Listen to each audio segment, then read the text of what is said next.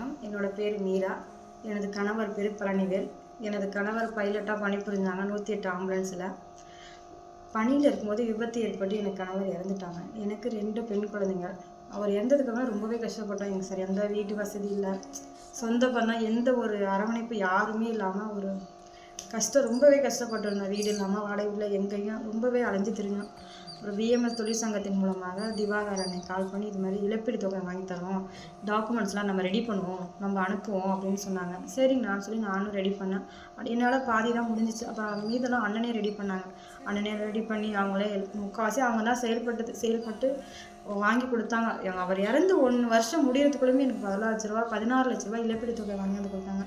அந்த இழப்பீடு தொகை வச்சு இப்போ எங்களுக்குன்னு ஒரு வீடுன்னு சின்னதாக வீடு கட்டி நாங்கள் இருக்கிறோம். எந்த ஒரு பாதுகாப்புமே இல்லாமல் இப்போ இவ்வளோ தூரம் வீடு கட்டி நாங்கள் இருக்கிறதுக்கு காரணம் அந்த அண்ணன் எங்களுக்காக செயல்பட்டு வாங்கி கொடுத்தது தான். அந்த அமௌண்ட்டில் தான் நாங்கள் இவ்வளோ தூரம் வீடு கட்டி இருக்கிறோம். இப்போ பிஎஃப் பணம் எழுதி கொடுக்கலான்னு இந்த சங்கர்ஜி அவர்கள் அவங்க சொல்லி திவாகரனை சொன்னாங்க. திவாகரனை வந்து இது மாதிரி நம்ம சங்கத்துலேருந்து ஒருத்தவங்க கூட்டிகிட்டு போவாங்க, உங்களை நீங்கள் டாக்குமெண்ட்ஸ்லாம் எல்லாம் எடுத்துடுவாங்க அப்படின்னு சொன்னாங்க. சரி நாங்களும் இங்கேருந்து எடுத்துகிட்டு சென்னைக்கு அந்த அண்ணன் தான் கூட்டிகிட்டு போனாங்க. அந்த அண்ணன் பேர் ராஜ்குமார். அந்த அண்ணன் கூட்டிகிட்டு போய் நாங்கள் டிஎம் ஆஃபீஸ் போனால் ஹெச்ஆர் சொன்னாங்க, உங்களுக்கு எல்லாமே செட்டில்மெண்ட் ஆகிடுச்சுமா, நீங்கள் போகலாம் அப்படின்னு சொன்னாங்க. அப்போ திவாகரன்கிட்ட கால் பண்ணி சொன்னாங்கன்னா இதெல்லாம் செட்டில்மெண்ட் ஆச்சுன்னு சொல்கிறாங்கன்னு சொன்னாங்க. அப்புறம் அண்ணன் பேசினாங்க. பேசிட்டு அப்புறம் திரும்ப அவங்க அண்ணன் பேசினதுமே உடனே டாக்குமெண்ட்ஸ் எல்லாத்தையுமே வாங்கி எல்லாத்துலேயும் கையெழுத்து போட்டு கொடுத்தாங்க. கையெழுத்து போட்டு எல்லாம் முடிச்சதுக்கப்புறம் பிஎஃப் ஆஃபீஸ்லேயும் நாங்கள் கொண்டு கொடுத்துட்டு வந்துட்டோம்.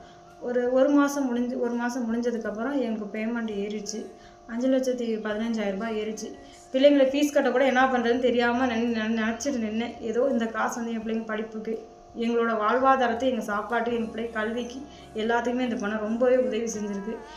இந்த பிஎம்எஸ் தொழில் சங்கத்திலேருந்து எங்களுக்காக பாடுபட்டு இவ்வளோ இழப்பீடு தொகை வாங்கி கொடுத்ததுக்கு ரொம்ப நன்றி.